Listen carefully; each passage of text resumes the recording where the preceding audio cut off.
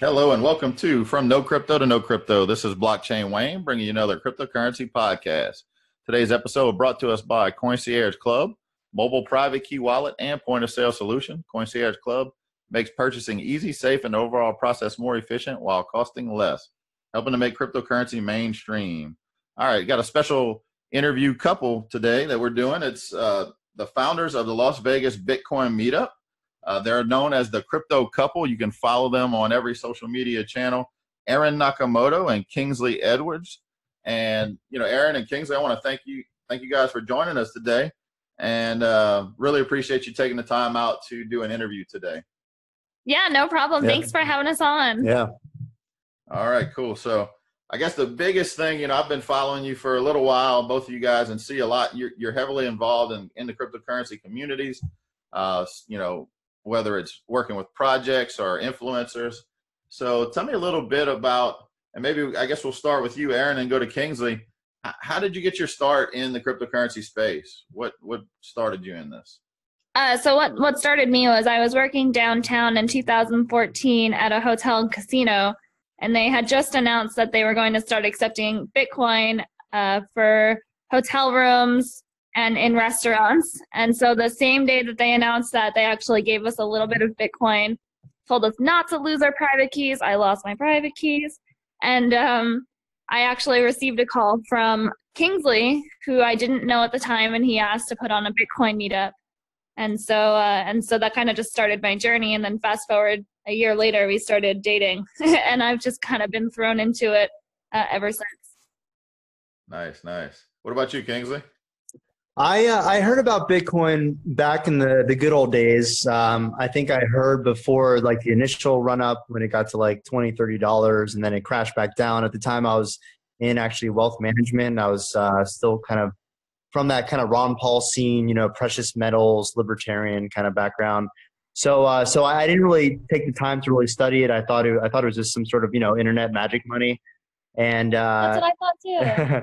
So I dismissed it at first, and then actually one of my friends in 2012, he raised some money to create a Bitcoin exchange in New York, and he raised some of this money was coming from some pretty prominent VCs, and I was like, well, I guess smart money's starting to move into this industry, so I better take another look at it. And at the time, I think Bitcoin was $5. And then I ended up buying in early 2013 at around $20 when Coinbase just got a Y Combinator. From there, I started a company called Leads that eventually got acquired, and we built a esports Bitcoin platform online so people can play against each other in popular video games through Bitcoin. We raised some money from Tim Draper and all this. Anyway, my story, I feel like this can go on and on, but. Yeah, his intro story could honestly go on for 4 hours. Yeah. Hey, I wasn't stopping you. That was some good information. That's awesome. That's very interesting to hear. Yeah, but I mean, this year, right? Sorry? I said you've seen quite a few projects come and go, right? Oh, yeah. Absolutely. I mean, just, being in like any other industry, when you have 5 years experience, that's kind of like the middle tier. But man, 5 years and plus in crypto now, I think I'm going on 6 years, is like a lifetime. All those people who have blockchain expert in their LinkedIn profiles for like the last year, Kingsley really is a Bitcoin OG. So. Well, yeah, I don't consider myself an OG, but it's been great to kind of witness what's going on. I think this is the most exciting industry. It moves so fast. There's so many things going on. I mean, even before this, we were talking about decentralized internet solutions and all this. So I just think there's so much to keep up with. Yeah. Cool. So I guess my next question for you guys. So the Las Vegas Bitcoin Meetup, that's been going on for, you said, is it about a year you said? No, we threw the very first one in 2014. First quarter of 2014. So how have you seen, so you've been through, different market cycles. How's the attendance been at the Bitcoin meetups recently compared to, say, a year ago? Well, I would say, honestly, like our meetups get pretty good attendance, especially recently, which is odd being that it is a bear market. We see anywhere from, I would say 25 to 50 people, depending on the meetup. last meetup we had was about 50 people, and that was last month, end of last month. Yeah, and we started off. The first one we threw was kind of, I think it was a little bit bigger. We had over 100 people. We had like the local news channel. We had a Bitcoin bar set up. We had selling hot dogs for Bitcoin. Yeah. But in the last bear market in like 2015 and even later 2014, we had Andreas Antonopoulos come and only 20 people showed up. So that shows you like how dire things can get, right? But this time, actually, I've been surprised, and we have great conversations, great people. A lot of companies are in Las Vegas that are crypto focused. So it's becoming, it's becoming more and more mainstream, which is, exactly what we want to see. So right. Yeah, absolutely. I always try to focus people away from the price and more of what's happening. And you're right. I mean, we've seen there's been a lot of development in the industry over the last 12 months. Oh, right. I mean, yeah, I mean, the smartest people from finance, technology, investors from, across industries are moving to crypto because not only is it just really exciting and it provides, this humanitarian aspect that I think a lot of people are catching on to. Yeah. We just heard a friend of ours I forgot who it was, but he said that he just hired a banker who worked at Deutsche Bank, and he left. Yeah, from banking even. From banking. Right. So regardless of the price, it's like, if anything, it just provides a better entry point for the the masses to be able to buy back in below 20,000. It's always funny, I'm sure you've got the same thing where you're hit up on Facebook from all your friends and family, and they're like, yeah, once it's on an uptrend, yeah, you're like, you're flooded. Your inbox gets flooded. We remember you talking about Bitcoin, back then. Well, now I want to get in, and it's 15K, 20K. And then they're like, well, I'll wait till it goes back down. And then when it does go back down, they're like, crickets. Oh, now we don't want to get in. We're too scared. But eventually they'll all get back in when it's at 25 or 30,000. So yeah, it is what it is. I'm actually laughing because I knew exactly where you were going with that story. those same people that said they wish they could have bought it at 3,000 or 5,000 didn't want to buy it. Don't want to buy it now. And right. But it's funny because I don't think we're ever going to see prices this low again.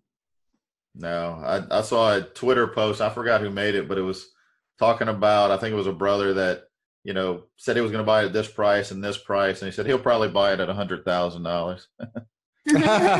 Right. Exactly. When it was 20, he was going to wait for it to go back down.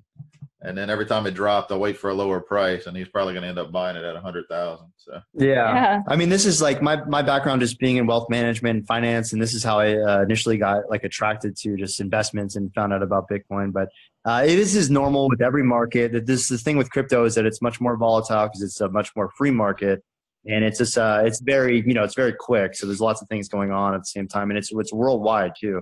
Mm-hmm. So this is nothing normal that we don't see in other markets. It's just crypto. It's like basically hyperbolic or whatever, where it's just kind of high, much larger swings and lots more things happening just all at once. Absolutely, I tell people all the time, embrace the volatility, because when it's stable, you're gonna wish you would have embraced it when you could have. Exactly. Yeah, I mean, it's not going to be stable until we have really just huge mass adoption, right? Yeah, cool. By that time, it'll actually be boring, because it's just going to be regular money that we all know and use. Actually, I just met a guy. Actually, I've known him for a while, but he just introduced a product to me. I don't know if you saw my tweet about it, Wayne, but it's called ElectroPay, and it's basically like a crypto point of sale system, and it's so cool. It's you basically it comes with a calculator. You punch in like the dollar amount or whatever currency that country has, and then it'll automatically convert that to whatever crypto price or whatever crypto you want to use, that price point, and you just scan a QR code and it prints a receipt. I think that should be in every restaurant, every grocery store. Like things like that are going to push mass adoption. Nice. I think I saw that. Did it have like a Dash sign above it? Yeah. Yep. Dash is one of the 20 cryptocurrencies that they accept. Nice. I love projects that are helping to make crypto mainstream. That's my focus. They've got working products and things that are going to bring the masses, because when you're going to have people that are, eventually going to be using crypto and not even realize they're using crypto, that's when we've hit, that's when exactly hit it out the park. So yeah. Let me dig a little deeper now. So What projects or say project interest you the most right now? What project have you seen that gives you the most excitement as far as what's out there? What project is most exciting right now? Well, I mean, there are a bunch of decentralized internet solutions. I mean, internally, we're actually building a crypto wallet that we're very excited about. We're let known that we got into Boost VC, which is like one of the prominent blockchain startup accelerators that's run by the Drapers in the Bay Area. And then really, I think actually a lot of the focus, like, just going back to kind of merchant adoption, I think merchant adoption is so important. So I'm hoping that in the next run up, we are going to see more merchant adoption focus. This last swing was just like crazy, just like speculation. So these things that will be the onboarding ramps for mass adoption are so important. Things like even just taking a lot of, our wallet or other wallets and looking at making things more user friendly, I think is just so important. And it's a small overlooked detail, but it's just so important for people. I say a lot of times now that most blockchain applications are made for engineers by engineers, because you started with all these hardcore crypto anarchists and engineers and coders, and now it's becoming more and more mainstream. So we need to get over. I have some issues with our own engineers where they use things that are just like kind of so advanced where we really need to bridge that gap so that mom and pops will be able to interact with crypto without having any issues. Right. Yeah, absolutely. But also, I really think 2019 is going to be like the year of decentralized exchanges and privacy coins. Yes. I think that like the technology that I'm excited about, I don't think it's been really pushed and created yet. Yeah, absolutely. Yeah, I think that especially, 5-10 years out, I actually think that most transactions on even if they're on public blockchains, but they'll be private transactions. There's no reason for buy some coffee or some pizza that it needs to be posted publicly for any reason. So I think we'll see a shift eventually in the years to come to be either using Monero or similar types of technologies. Yeah, or who knows what's going to come out. Yeah. So, I tell people all the time that crypto, when they ask me about cryptocurrency, I tell them it's not about money. It's really about freedom.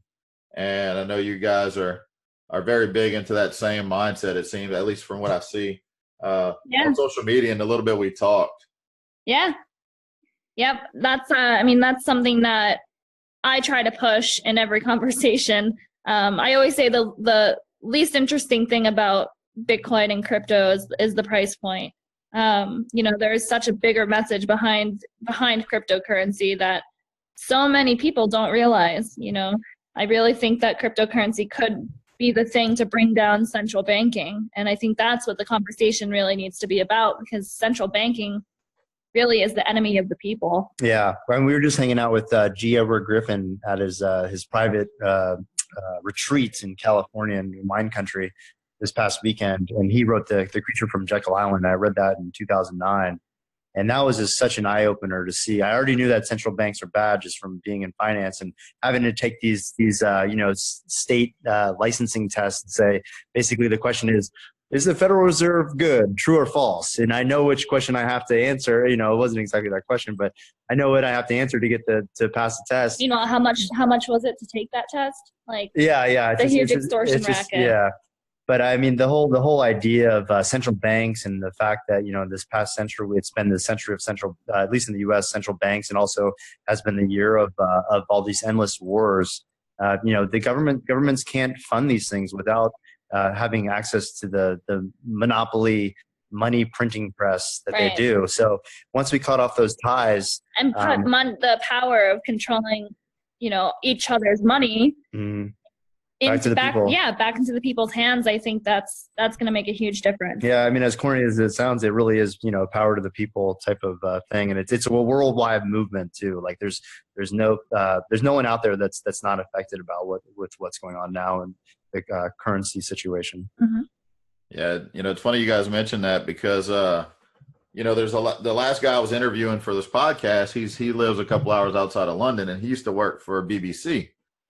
And kind of Uh-huh. like you said, having worked in the finance world, you understand how bad central banks are. And for him, he said once he got into the production room, he realized how twisted they make the news. And blockchain and cryptocurrency has the potential to, I guess, open everybody's eyes and give back that freedom back to the people that a lot of entities try to take, or power grabs, I guess you can call it, right? Yeah. Yeah. I mean, we're looking right now, even on the social media platforms. I mean, we already know that, mainstream media is all fake news. I mean, Crap. if Trump's right about one thing, he is right about that.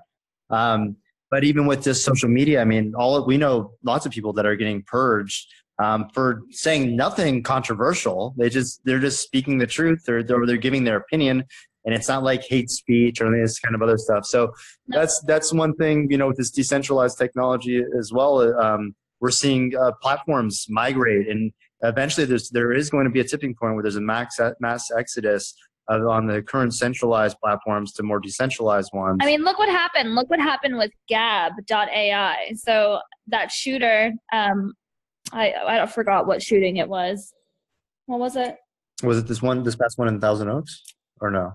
I don't know, but there was a shooting, and that shooter, posted on Gab, which is a Twitter alternative, and the internet or whatever shut them down. Like, well, they lost their Twitter account. I think they lost their PayPal account. Gab, no, but the Gab site itself got shut down. Yeah, from GoDaddy. Yeah, and it's so crazy. Shooters and all these bad people, they post manifestos on Facebook and on Twitter, and they don't get shut down. That just goes to show you just the power of these crazy companies. Yeah, they're just looking for an agenda. Yeah. All right. So you guys, both been in the space a lot longer than most people, especially a lot of people that are listening in, because, my target audience, I do have a few people that have been in for a few years, but a lot of them are fairly new because, I wanted to fill a void with just education that needs to be out there. And I'm sure it's the same reason you have the Las Vegas Bitcoin meetup and some of the things that you do. But what kind of advice would you give someone that's maybe either looking outside, thinking about getting involved in the cryptocurrency space, or studying blockchain, or maybe they hopped into the beginning of the year and it's been a downhill ride for them? What kind of advice would you give that person? I'd say even if you got in at 20K, I mean, if you're, it all depends on your goals, right? If you're looking to make a quick buck, it is possible to do that in crypto, but it can be, if you catch the wrong swing, you're going to get screwed. So if you have a more long-term, kind of timeline and goal in mind, I think 20K is kind of going to be just a blip on the map in 5 to 10 years, 20 years down the line. Mm-hmm. I'm not even sure if actually Bitcoin is going to be the end all be all eventually, but I think, we'll see what kind of ends up as the winner. But, it just in cryptocurrencies in general, we're looking at a market cap total of now just above, $100 million. This is nothing. This is a small, basically like a small cap, $100 billion. This is like a small little economy that we have here that needs to be in the hundreds of trillions of dollars. When you're talking, businesses being built on blockchain, we're talking about money being reinvented on blockchain. We're talking about all these new technologies, internets. This is derivatives. All these things, all these assets can be kind of tokenized. So we're in the very early days. So if you have the means, it's probably best to hold it out.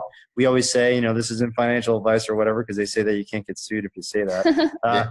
But I always tell people just, because I'm not like a day trader either, but I'm able to catch some major swings. And I do truly believe now, I thought that Bitcoin was going to 4K. 3K is a little surprising, but it's actually not that surprising. But it's always best to just dollar cost average monthly, whatever you can afford to lose, just put it in there. Yeah, I think that's huge. Whatever you can afford to lose. Yeah. And honestly, take responsibility for your decisions and your, what you put in. If you lose it, then, you just got to kind of take that loss. Yeah. And going back to our original point, like realize that all the smartest people from all these different industries are moving to crypto. So this isn't like, it's not going away anytime soon. This is going to be here for a while. As for me, I think my biggest piece of advice is just do your own research. Don't trust anybody. Don't trust anybody to give you any info. Just make sure you are the one on Google. You're watching YouTube videos. You're constantly plugged into these projects. You know, like if you see a coin that you're interested in, go online and look up the team behind it and look what they did before that, and really just be as plugged in as possible and just, do your own research. Good advice. Absolutely. Don't trust the guys that have a blockchain expert as their title on LinkedIn. Yeah, right? please don't do that. Except for me. But I've earned it. The ones that claim to be experts are the ones that aren't, and the ones that truly are humble and don't really have to brag about it. Absolutely. Well, I think greed is huge in this space. Anything that can make you a little bit of money. I think greed is a huge factor in the cryptocurrency space, which is another reason why you have to just question everything and do your own research. Yeah, absolutely. All right. Well, guys, I definitely want to thank you all for coming on this evening. It's always a pleasure to talk to people like-minded as well. I mean, it's a lot of what you say is what I tell people all the time. And I think, all of our goals is really just to move this whole industry forward, whatever it happens, whatever it takes. I tell people all the time, there's not enough room in this. I mean, there's too much room in this space for competition. Everybody just needs to collaborate and quit, working against each other. Yeah, and just work together. Yeah, I love that.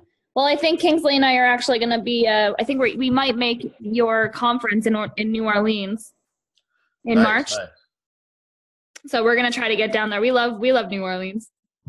Yeah, it's a perfect time to come. It's going to be beautiful weather, and New Orleans is always a fun town. And just for those of you listening, she's talking about the Cryptocurrent Conference I've mentioned in past episodes, March 14th and 15th in New Orleans. You can find the tickets. I have the link posted on my Facebook page, from No Crypto to No Crypto. Also have a little discount code in there as well that I'll post in the comments of this podcast as well. So, and looking forward to seeing you guys come down. I know New Orleans is not really known as a cryptocurrency hub yet, but we definitely want to get the word out with Vegas. I'm kind of jealous watching you all. You have everything in your backyard. Just about every crypto conference is in Vegas or LA or Miami. Yeah, we're lucky to be here. Yeah, we're actually going to be heading to Miami in January for the North American Bitcoin Conference. So if you can make that one, it would be good to see you there. I saw that. I was just looking at the logistics, trying to figure out how to make that work, because I'm going to be in Houston on the 19th. So it's funny. We're actually going to be road tripping. So we're going to be stopping in Houston, and then we're going to actually go to New Orleans. So maybe we can pick you up on the way. Yeah, just let me know. I'll try to make it work and see if I can't get a flight from there to Houston. Yeah, there we go. Yeah. All right. Well, Erin and Kingsley, I appreciate the time. It's been a pleasure, and thank you for sharing some of your knowledge and wisdom and insight with everybody. And any final words? No, I don't think so. I appreciate you having us on. Yeah, no, I think, I actually am having a Las Vegas Bitcoin meetup. It's on December 20th. It's our Beat the Bear Market party. So we're going to have bowling, cocktails, and we're going to be doing huddle day giveaways. Nice. So if you're in Vegas, check that out. Kind of wish I was. I've got to ask, though, so Beat the Bear, have you thought about dressing someone as a bear and letting people, I don't know, beat on them with inflators? Oh, that'd be good, like a piñata. No, but I love that idea. That's a good idea. Or a dunking booth, one or the other. I mean, just somebody in a bear costume gets. Yeah. Who do we not like that we can put in a dunking booth? A banker? Yeah, I wish we could get like Ben Bernanke or Paul Krugman or something. Yeah. A banker in a bear outfit. Yeah. I love it. No, that's a great idea. Thanks for the suggestion. Yeah, and I think I got one from y'all. Maybe have another one with the banker involved. All right, Wayne. Well, thanks again for having us on. Hope you have a great evening. Yeah, thank you. You have a great evening, and thank you everybody for listening in, and we will catch you on the next episode.